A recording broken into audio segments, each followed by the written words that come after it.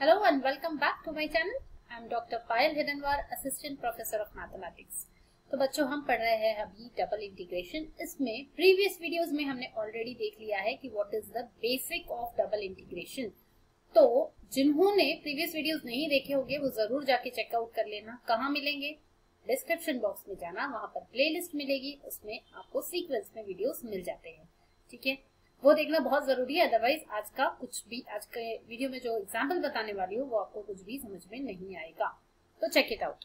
आते हैं अब इम्पोर्टेंट एग्जाम्पल की तरफ जो एग्जाम में पूछे जा सकते हैं।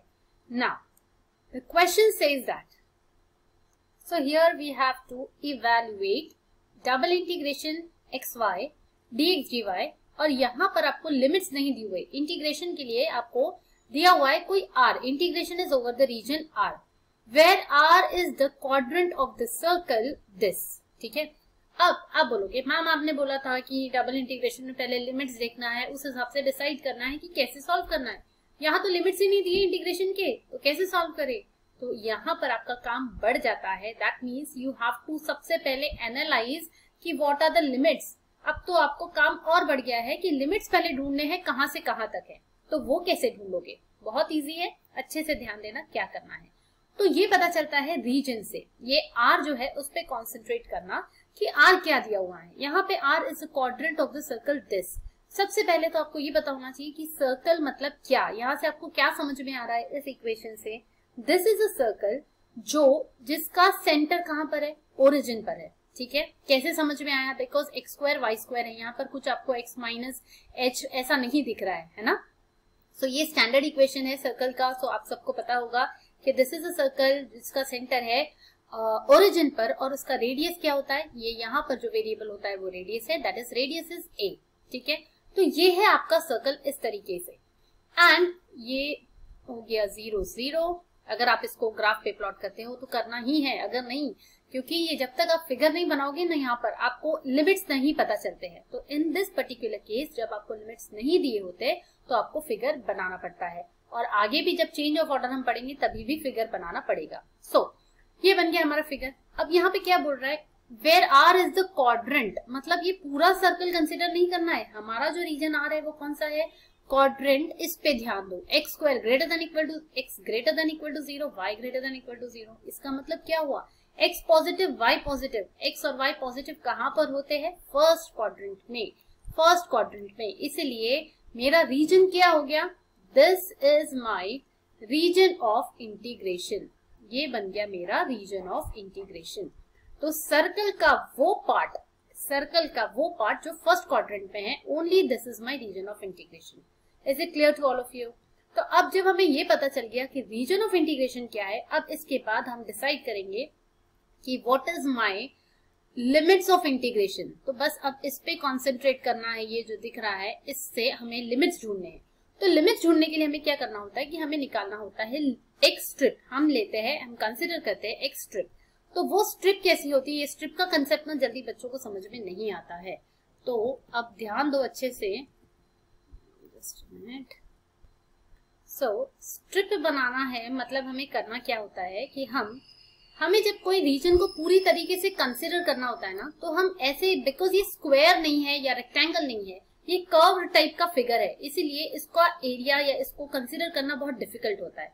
तो हम क्या करते हैं कि एक स्ट्रिप बनाते हैं। स्ट्रिप कैसी होगी? आप कोई भी ले सकते हो, दो ही तरीके से स्ट्रिप बना सकते हो। Either it will be parallel to x axis या तो पैरेलल टू वाई एक्सिस। मान लो ये हमारा वाई एक्सिस है, हमने जो स्ट्रिप ली है वो पैरेलल टू एक्स एक्सिस ले ली। ठीक है, स्ट्रिप कैसी लेते हैं? स्ट्रिप बोल रहे हैं तो ये पतली सी स्ट्रिप होनी चाहिए, है ना, ज्यादा मोटी नहीं लेंगे हम, बारीक सी ऐसे एक स्ट्रिप ले लेते हैं। इसको हम नाम दे देते हैं PQ, इसके एंड पॉइंट्स को नाम देते हैं PQ, और ये है हमारी स्ट्रिप। तो ये स्ट्रिप लेने का कंसेप्ट क्या होता है ये समझ लो अच्छे से। हम क्या करेंगे, इस स्ट्रिप पे पहले इंटीग्रेट करेंगे यहाँ पर PQ पर, और इस स्ट्रिप को हम मूव करते हैं। क्या करते हैं? मूव करते हैं। कहाँ से कहाँ तक? पहले इस स्ट्रिप को हम लेकर आएंगे, ध्यान दो यहाँ पर मेरे हाथ की तरफ ध्यान दो। इस स्ट्रिप PQ जो अभी बीच में दिख रहा है, इसको हम लाएंगे एक्स एक्सिस, वाई एक्सिस की तरफ, एंड देन मूव करते हुए उसको इस पॉइंट पर लेके जाएंगे। ये जो पॉइंट दिख रहा है यहाँ पर, इससे क्या होगा? जब ये स्ट्रिप यहाँ पर आएगी, ठीक है, तो यहाँ से इसको मूव करते हुए जब हम यहाँ लाएंगे, ये छोटी सी बन जाएगी इतनी सी, तो ये पूरा एरिया हमारा कवर हो जाता है। ठीक है, ये सिर्फ कंसेप्ट है, ये आपको पता होना चाहिए। अब उसको हम करते कैसे है अप्लाई वो समझ लो। तो स्ट्रिप से क्या होता है कि हमें ये पता चलता है कि हमारे y एक्सिस के कोऑर्डिनेट्स क्या होंगे, या y वाला जो वेरिएबल है, वेरिएबल y के कोऑर्डिनेट्स क्या होंगे। क्यों? क्योंकि हमने स्ट्रिप पैरेलल ली है y एक्सिस से, इसलिए इससे हमें y के कोऑर्डिनेट्स पता चलेंगे, वेरिएबल y के लिमिट्स बोल सकते हैं हम, वो पता चलेंगे। मतलब देखो, जैसे हमारा डबल इंटीग्रेशन है तो इसमें कोई x की लिमिट्स होगी और कोई y की लिमिट्स होगी। तो हम अगर हमने parallel to y axis strip ली है तो हमें y की लिमिट्स मिलेगी। ठीक है, पहले, उसके बाद हम उसको जब मूव करेंगे तो हमें x की लिमिट्स मिल जाएगी। तो देखते हैं कैसे मिलेगी। अब ये देखो, यहाँ पर ये जो पॉइंट, ये जो स्ट्रिप है, ये यहाँ इस पॉइंट पर, P पॉइंट पर इसकी वैल्यू क्या होगी, क्या लगता है आपको? यहाँ पर कोई भी पॉइंट हो उसकी वैल्यू क्या होगी? y कोऑर्डिनेट की वैल्यू बात कर रही हूँ मैं। y विल बी 0 बिकॉज ये x एक्सिस का इक्वेशन है एंड x एक्सिस पे you know that y equal to 0। तो हमें क्या देखना है, इस स्ट्रिप पे सिर्फ y की वैल्यू क्या है। इतना ध्यान रखो, जब आप strip parallel to y axis ले रहे हो तो आपको उस स्ट्रिप पे सिर्फ y की वैल्यू ढूंढनी होती है। ठीक है, जब हम स्ट्रिप x एक्सिस पे लेंगे तो ये सारी चीजें ऑपोजिट हो जाएगी। अब इस फिलहाल आप y पे ध्यान दो, तो हमें क्या करना है, यहाँ पे देखना है y की वैल्यू क्या है। क्या होगी यहाँ पे y की value? Obviously it will be 0 because इस ये लाइन पे कहीं पर भी आप देखोगे तो y की वैल्यू 0 होगी। अब देखते हैं, तो ये क्या मिला हमें, ये मिल गया हमें लोअर लिमिट, y का लोअर लिमिट हमें मिल गया y equal to 0 point P से। अब जो Q होगा ये मिल जाएगा y का अपर लिमिट। तो Q कैसे ढूंढेंगे? ये देखो, ये जो पॉइंट है ये किस पर है, ये पॉइंट कहाँ पर दिख रहा है आपको? ये सर्कल पर दिख रहा है, राइट? सर्कल, और सर्कल का इक्वेशन क्या है? It is x square plus y square equal to a square. But हमें क्या चाहिए, हमें ये देखना है कि यहाँ पे y की वैल्यू क्या है।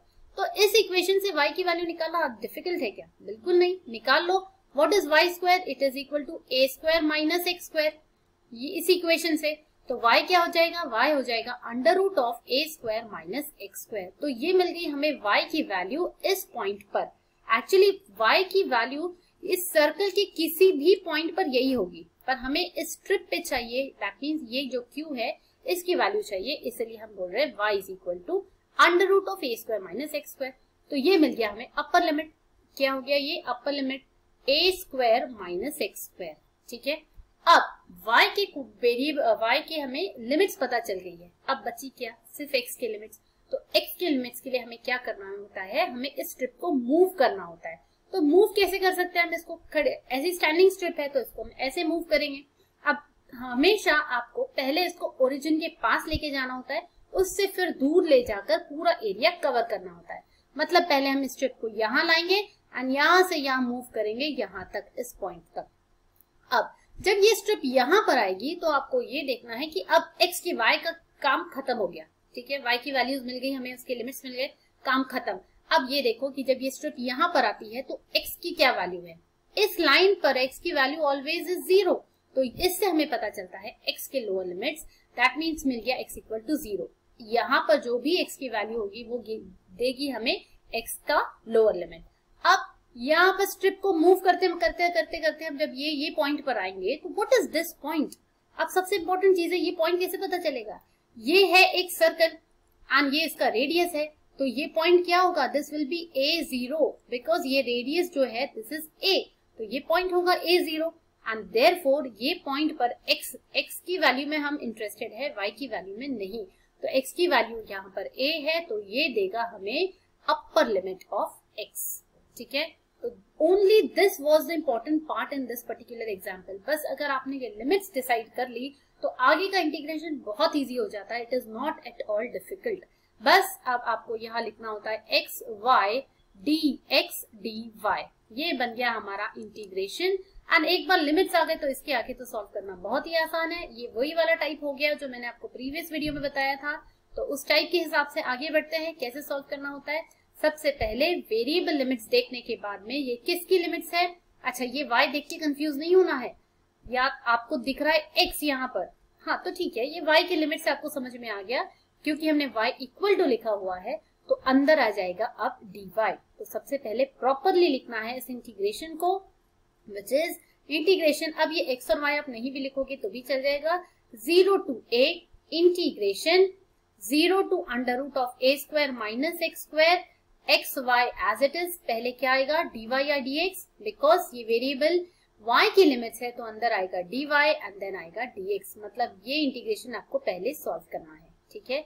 अब एग्जाम में लिखने का क्या तरीका होता है, एंड इन केस आपको ये समझ में नहीं आया होगा स्ट्रिप वाला कंसेप्ट, वीडियो को 2 या 3 बार फिर से देखना, आपको जरूर समझ में आ जाएगा। आगे और एग्जाम्पल्स करेंगे तो उसमें भी आइडिया क्लियर हो जाएगी। डोंट वरी अगर पहली बार में नहीं समझा है तो this is a complicated thing, but 2-3 बार पढ़ने से आपको समझ में आ जाएगा। एंड एग्जाम में इस तरीके से लिखना होता है। It is actually important to write this, ठीक है। अगर आप ये नहीं लिखोगे तो कुछ कुछ वैल्यूज आपके मार्क्स काट सकते हैं, तो ये आपको लिखना होता है थियोरी पार्ट, ठीक है। तो इसका स्क्रीनशॉट ले लेना, जो मैंने आपको समझाया है एक्चुअली वही चीज यहाँ पर लिख के दी हुई है। तो लिमिट्स ऑफ इंटीग्रेशन कैसे मिले वो सारा कुछ हमने लिख लिया है। अब इसके आगे आते हैं इंटीग्रेशन पर। तो इंटीग्रेशन जो हमें मिला है वो मिला है इस टाइप से। इसको हमने प्रॉपरली अगर लिख लिया तो ये क्या हो जाएगा, पहले हमने लिखना चाहिए dy एंड देन dx। अब इंटीग्रेशन सॉल्व करते हैं। सो अंदर का इंटीग्रेशन लिखने के बाद में आपको जब पता चल गया ये y है यहाँ पर, अगर ये y है तो दैट मीन्स x हमारा कांस्टेंट है, तो x इंटीग्रेशन के बाहर आ गया, बचा सिर्फ यहाँ पर a square minus x square y dy and बाहर है dx। अब y का इंटीग्रेशन होता है क्या, it is y square by 2, तो ये आ गया y square by 2 and dy चला जाएगा क्योंकि इंटीग्रेशन हो गया है। जैसे ही कांस्टेंट दिखता है उसको बाहर निकाल लो, इंटीग्रेशन 0 टू a x। अब y स्क्वायर को लिमिट्स क्या लगने वाले हैं यहाँ पर, under root of a square minus x square. तो यहाँ पर जब अंडर रूट को और स्क्वायर है तो वो नलीफाई हो जाता है, तो बचेगा क्या, बचेगा सिर्फ a square minus x square and lower limit तो 0 है तो लिखने की जरूरत नहीं है, एंड दिस विल बी 1/2। अब इसको सॉल्व करते हैं, this will be a square x minus x cube dx integration 0 to a and this is equal to, अब ये तो सिंगल इंटीग्रेशन है तो ये बहुत आसान है सॉल्व करना, बिल्कुल नॉर्मल तरीके से हम सॉल्व करेंगे जैसे करते हैं। So this is a square, x का इंटीग्रेशन a स्क्वायर कांस्टेंट है तो x स्क्वायर, x का integration x square by 2 minus x raise to 4/4 and ये लिमिट्स लगेंगे 0 टू a, और इसको अगर हमने आगे सॉल्व किया तो ये आएगा। अब क्या करना है, पहले अपर लिमिट लगानी है और लोअर लिमिट लगाने की जरूरत ही नहीं है, 0 थी ना, let me check, yes lower limit is 0, तो यहाँ लगाने की जरूरत नहीं है, सिर्फ अपर लिमिट लगाना है। कहां पर, डोंट गेट कंफ्यूज, जहां x है वहां पर a लिखना है, okay, be careful. So a square तो एज इट इज रहेगा, यहाँ पर x की जगह आ जाएगा a square upon 2 minus again x की जगह a raise to 4/4 and limits हमने लगा दी है। So this will be 1/2 a raise to 4/2 minus a raise to 4/4। हाँ, यहाँ ये गलती नहीं करनी है, कंफ्यूज नहीं होना है कि ये दोनों सेम है, a रेज टू 4 तो 0 हो जाएगा, यहाँ डिनोमिनेटर में 2 है एंड हियर यू हैव 4, तो on solving this you will get this as a raise to 4/8। So this is your answer, ठीक है। अब देखो हमने कहाँ से स्टार्ट किया था, एक बार रिवाइज करवा देती हूँ। सबसे इंपॉर्टेंट चीज यहाँ पर क्या है, आपको डिटरमाइन करना है इंटीग्रेशन की लिमिट्स क्या होंगे, और वो लिमिट्स डिसाइड करने के लिए सबसे पहले आपको ये देखना है कि रीजन कौन सा है। 2 इंपॉर्टेंट चीजें हैं, एक तो रीजन और दूसरा स्ट्रिप लेना, ठीक है। तो स्ट्रिप तो आपको मैंने समझाया हुआ है यहाँ पे नेक्स्ट एग्जाम्पल में, और जब हम करेंगे तो आइडिया क्लियर हो जाएगी। फिलहाल रीजन के ऊपर कॉन्सेंट्रेट करते हैं। रीजन कैसे समझ में आता है, यहाँ सर्कल तो दिया है पर आपको ध्यान से पढ़ना है कि क्वाड्रेंट ऑफ द सर्कल, पूरा सर्कल हमारा रीजन नहीं है। कौन सा क्वाड्रेंट, जहां पे x greater then 0 y greater then 0 मतलब फर्स्ट क्वाड्रेंट। तो ये रीजन डिसाइड करने के बाद में हम स्ट्रिप डिसाइड करते हैं, वो हमारे ऊपर आता है। आप चाहे तो पैरेलल टू x एक्सिस ले सकते हो, चाहे तो पैरेलल टू y एक्सिस ले सकते हो। मैं नेक्स्ट एग्जांपल में पैरेलल टू x एक्सिस लेकर भी बताऊंगी। वैसे एग्जैक्टली ऑपोजिट होता है, हमने जब पैरेलल टू y एक्सिस ली तो हमें लिमिट्स किसकी मिली, y की लिमिट्स मिली पहले, उसके बाद हमने जब उसको मूव किया तो हमें x की लिमिट्स मिली, ठीक है। वीडियो ये एग्जांपल नहीं समझा होगा तो फिर से 1-2 बार और देख लेना तो आपको समझ में आ जाएगा। कमेंट करके जरूर बताना नेक्स्ट वीडियो आपको चाहिए या नहीं चाहिए, अकॉर्डिंगली हम सीरीज को आगे बढ़ाते जाएंगे। समझा या नहीं ये भी जरूर बताना, ठीक है। Okay, keep studying.